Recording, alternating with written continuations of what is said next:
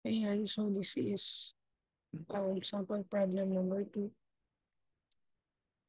So let's have um, elastic collision. So in previous video I have posted, so I had completely inelastic collision. So dito naman, elastic collision. So again, the two things you need to remember as you solve elastic collision, that the total momentum is conserved, one, that's one. And the second one is that the total kinetic energy is conserved. So, yun yung dalawang equation that you need to remember to solve this kind of problems. So, let's take a look at this sample problem. So, we repeat the air track collision of example 8.5, but now we add ideal spring bumpers to the gliders so that the collision is elastic. What are the final velocities of the glider? So we assume that both the springs have the same spring constant.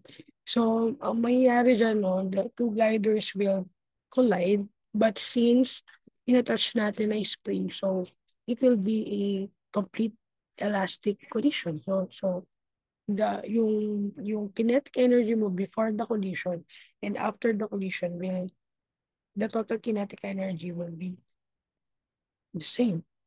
So, ang tatanong natin dyan, ano yung final velocities ng glider? So, again, no, ang meron lang tayo is the initial velocity of particle A and particle B. So, wala tayong final velocities ng particle A and particle B. So, again, the things that you need to remember is the two equation that we have, which is the conservation of kinetic energy and the conservation of momentum. So, kung maaalala nyo, yung dalawang equation na yun, we both have the initial velocity and the final velocity. So, using those equations, we can find the final velocities using two unknown quantities using two equation. No? Kapag may dalawang equation and dalawa yung unknown quantities mo, so we can solve for the final, um, you can solve for the two unknowns. So yung two unknowns mo dito is the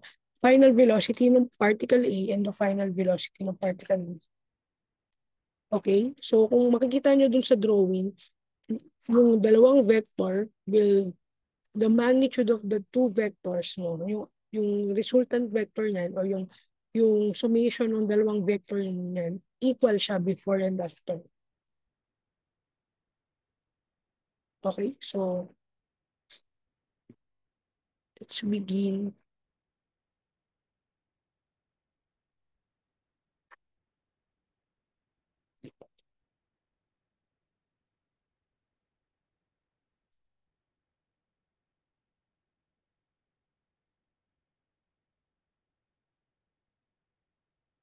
So, let's solve for it.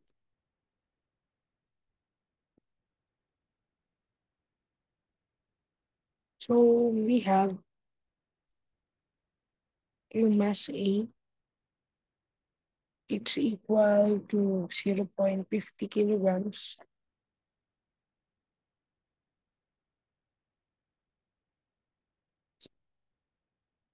And yung mass B natin, meron tayong 0.30 kilograms.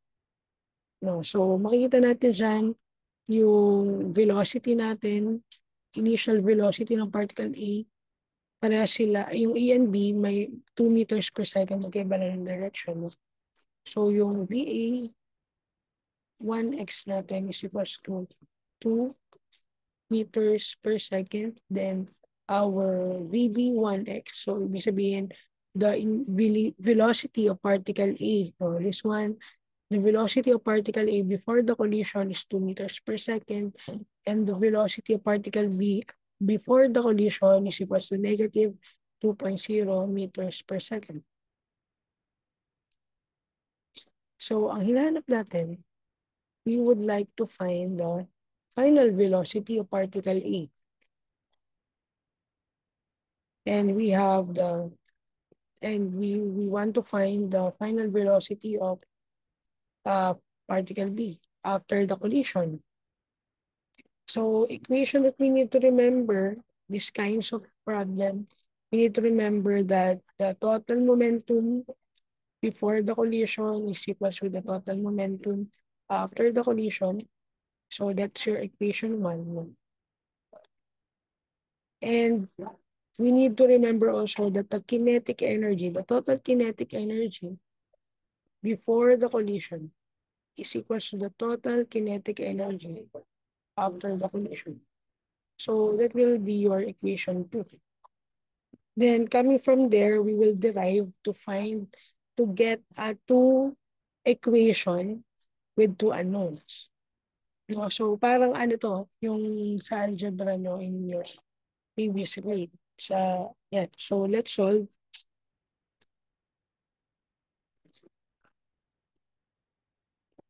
Okay, so coming from the conservation of kinetic energy, we have 1/2 MA VA 1x squared plus 1/2 MB VB 1x squared.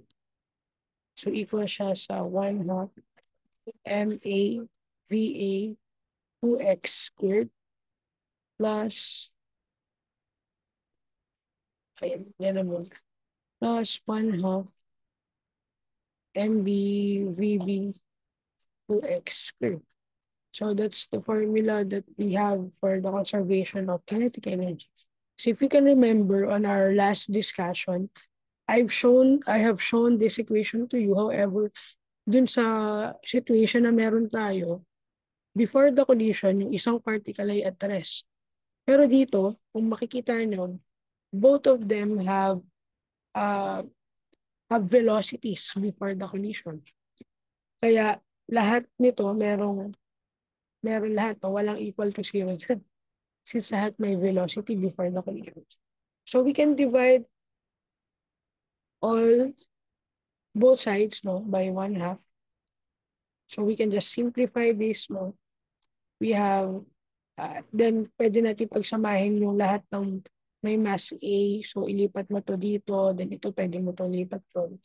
So kapag ni-rearrange natin yan, again, no, if nalilito pa kayo dun sa algebra nito, I really advise you to practice. There's no other way to master this but to really practice. So we have practice problems na pinost ko.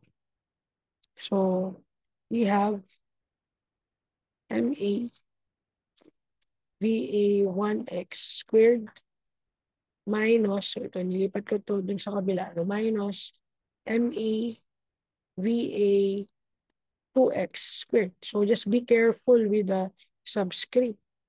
So kaya huwag magmamadali, dahan-dahanin lang. So equal siya dun sa MV VB 2x squared. So ito, lilipat natin doon sa kabila. Ano? Minus MB VB 1x squared. So we can factor out mass A and mass B. So mass A times VA 1x. So ito pwede din natin itong i-factor, no, yung VA1x minus VA1x squared minus VA2x squared. So we can just factor using yung sinabi ko sa inyo before, kapag meron kang binomial na difference ng dalawang variable, square ng variable, equal siya dun sa product ng summation and difference ng dalawang variable na yun. No? Again, review lang yan doon sa algebra nyo. So we have VA1x minus VA2x times VA1x plus VA2x. So paano nangyari yon? Dito ko kinuha. Okay? So equal siya. So ganun din yung gagawin natin sa kabila. So MB times VB2x minus VB1x. So just remember kung alin yung nandun sa kaliwa at nasa kanan. No, kasi kapag dun sa difference na nung variable, hindi pwede magkabaliktad yun. Okay, so be careful with that. Times VB2x plus VB1x. So, ayan, pa-factor out na natin. So, that will be your equation 1.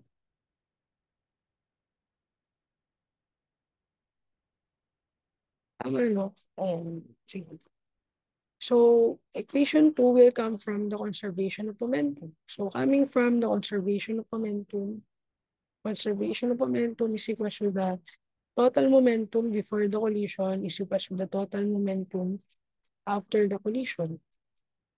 So, we have ME VA 1x plus MV VB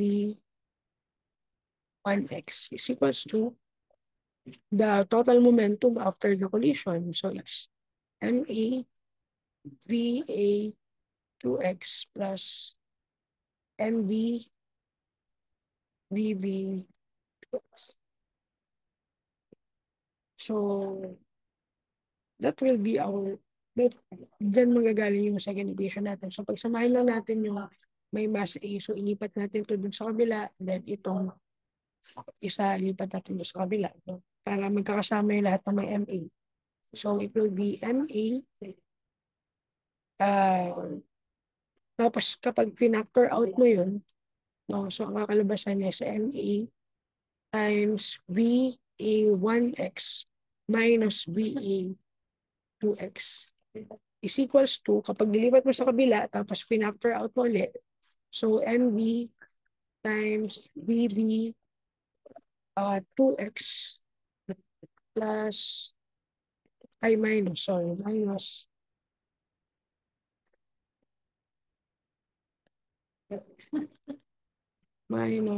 VB 1x. Ayan. So, ito yung equation 2 mo. Then, para itong first equation, para malipat mo into first order ng exponent. So, i-divide mo yung equation 1 sa equation 2.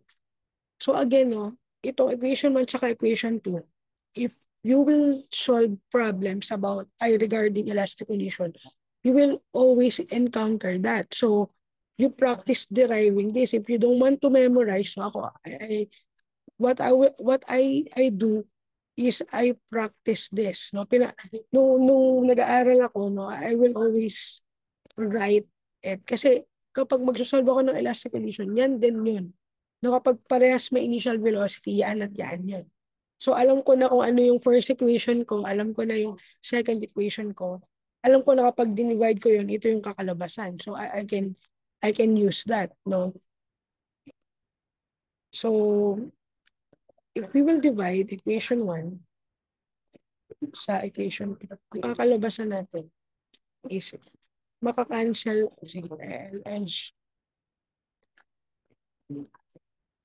equation 1 over equation 2. So, I told you na yung derivation, I will just send you. So, actually guys, this is how you will derive it. No, I am showing you now how you will derive it. So, makikita natin, yung equation 1 natin is mass A times VA1x minus VA2x times VA1x plus VA2x. And yung equation 1 natin coming from the conservation of kinetic energy is equals to MV. Dito sa particle B, una yung nasa kaliwa yung 2x. So, V2, V, VB 2x squared. Ay, wala na square pala yun.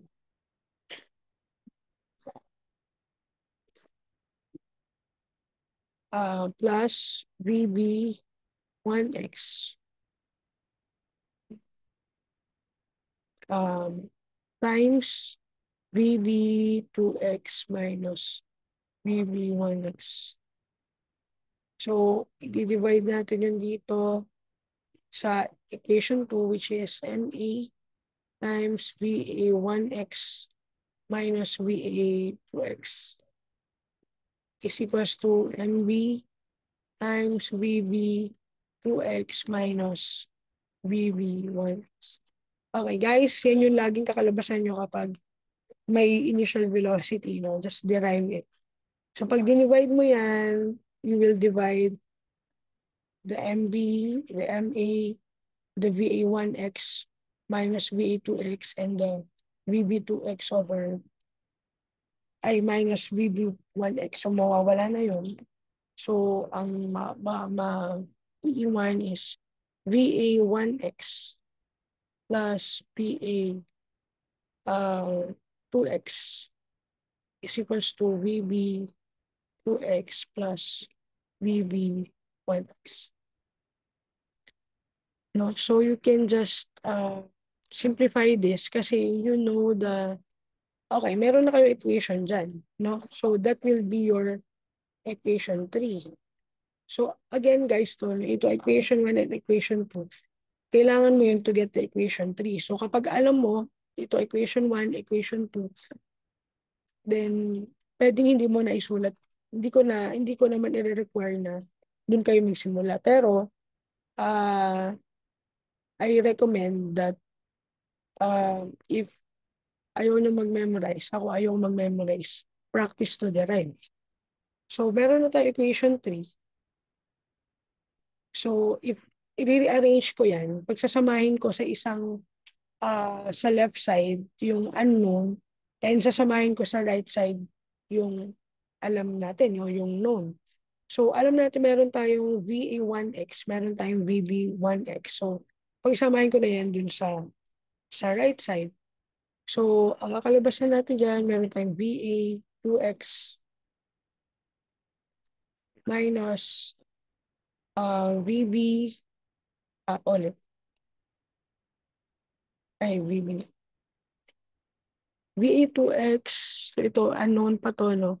So, ilipat ko lang to dun sa kabila, minus VB2X is equals to, dito sa kabila is VB1X minus itong VA1X.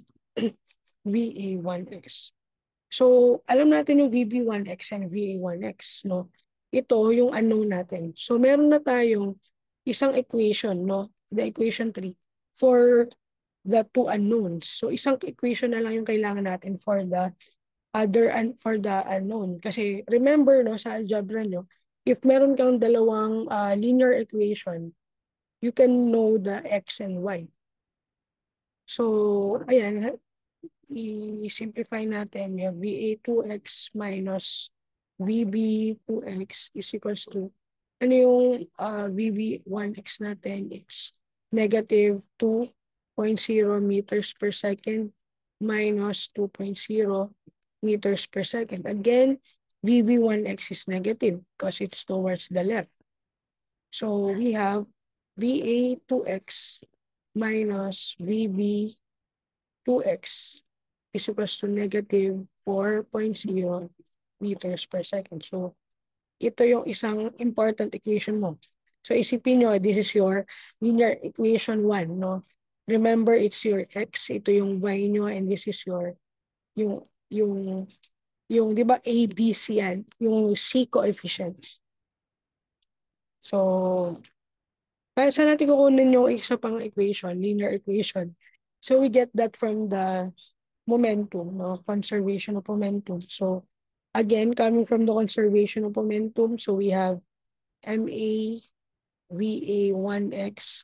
So, known yung value niya plus MB, VB1X. So, ito known yung mga values nito, no? Equal siya dun sa total momentum so find after the collision. So, MA, VA2X plus MB, VB2X. So, guys, magiging number to, no? And ito MA, alam natin, ito MB, alam natin. So, magkakaroon ka ng ikalawang linear equation. So, sige, let's find out. So, MA is 0.50 kilograms. 0.50 kilograms times VA2X plus 0.30 kilograms VB2X is equals to MA is 0.50 kilograms times VA1X is 2.0 meters per second plus 0.30 kilograms times negative 2.0 meters per second. Okay, so let's simplify. So we have 0.550 kilograms VA2X plus 0.30 kilograms VB2X is equals to, ayan, number na yung kasunod. So 0.5 times 2 plus 0.3 times negative 2. So we have 0.40 kilogram, 0.40 kilogram meter per second.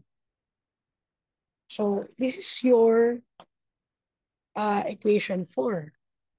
So yung equation 4 will be your second linear equation. So it's your x, no, yung VA2x, it's your y, yung VB2x, then this is your C coefficient. So kung maalala nyo, this is your A, di ba? Itong 0.5, yan yung coefficient ng x mo. Itong 0.30 kilograms is the coefficient of your y. And this is your C coefficient. Coefficient ba yan? Basta sa linear equation, no? I can remember kasi second year high school pa yata kami nun. So, ayan, i-ano natin, i-rewrite ko, no? So, yung equation 3 natin is VA2X minus VB2X is equals to, ano yung C nun? Negative 0.40, negative 0.40 kilogram meters per second. Ayan, so, paano natin gagawin yun? You can use your calculator, pwede kang mag-caltech. Pwede ka din na gamitin mo yung knowledge sa algebra. So, ako, ang gagawin ko dito, kailangan maging full number yung gusto kong makancel, no? So, i-multiply ko to sa 2, yung equation 4, para full number tong VA2X, yung coefficient. Para pag sinubtract ko yun, makakancel yung VA2X mo. Mawawala yung VA2X, then ang matitira lang is VB2X and equal to. So, sige, if minultiply ko to sa 2, so again, this is your equation 3. So, sulat ko dito equation 2 para mas makita natin. Pag minultiply ko to sa 2, no, this one, so magiging VA2X plus 0.60 kilogram VB2X is equals to 0.80 kilogram meters per second. So, this is your equation 4. So, kapag sinubtract ko to, no, ang mangyayari dyan, so VA2X minus VA2X is 0 na doon, mawawala yung VA2X. So, negative VB2X plus 0.60 kilogram VB2X. So, ang mangyayari dyan is it will be negative 0.40 kilogram VB2X is equals to, so negative 0.40 minus 0.80 is negative 1.20 kilogram meters per second. So we can get the VB2X. So yung VB2X natin is equals to, ayun ko na nga negative 1.20 kilogram, sa likod na nga. So, ilipat ko lang. So, negative 0.40 kilogram VB2X is equals to negative 1.20 kilogram meters per second. So, your VB2X is equals to negative 1.20 kilogram meters per second over negative 0.40 kilogram. So we have negative 1.20 divided by 0.4. So we have 3.0 meters per second. So we can see that it is positive. So pagbabalikan natin yung drawing natin, no? Tama, no? So ibig sabihin, your particle B is now 3.0 meters per second. So how about the VA2X or the velocity after the collision?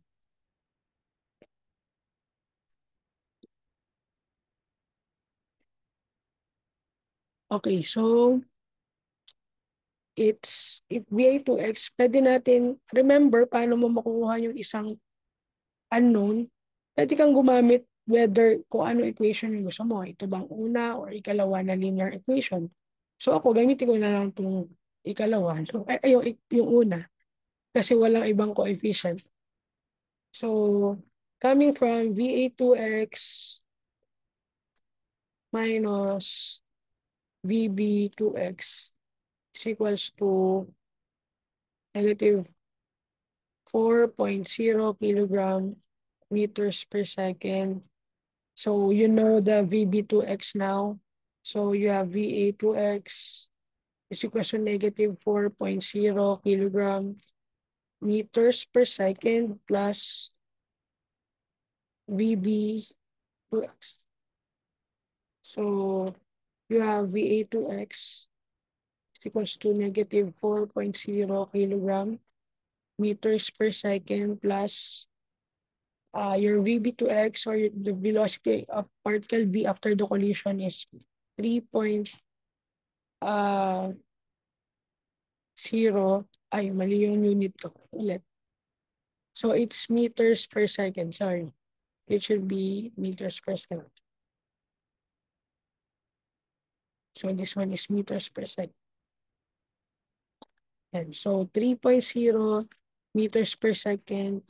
So the velocity of particle A is negative 1.0 meters per second. So if you can see the particle B, so this one, no? Makikita natin, particle A has a greater mass than particle B. So definitely, if you know that mas malaki yung mass na, so mas malaki yung impulse na maibigay nitong particle A kay particle B. Kaya makikita mo, 3.0 meters per second. So mas malaki yung in-accelerate niya, no?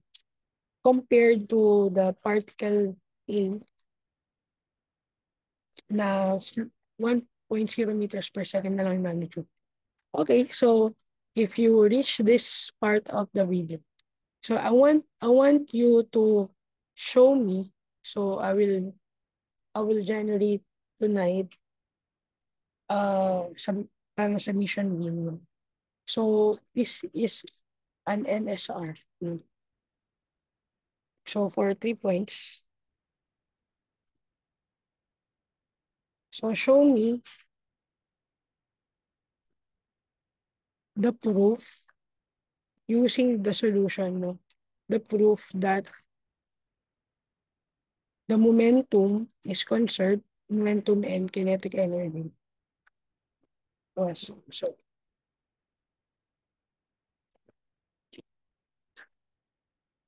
So this is for 3 points. Okay, so this is sample problem number 2. So I'll be posting last sample problem tonight or tomorrow. Okay, sige.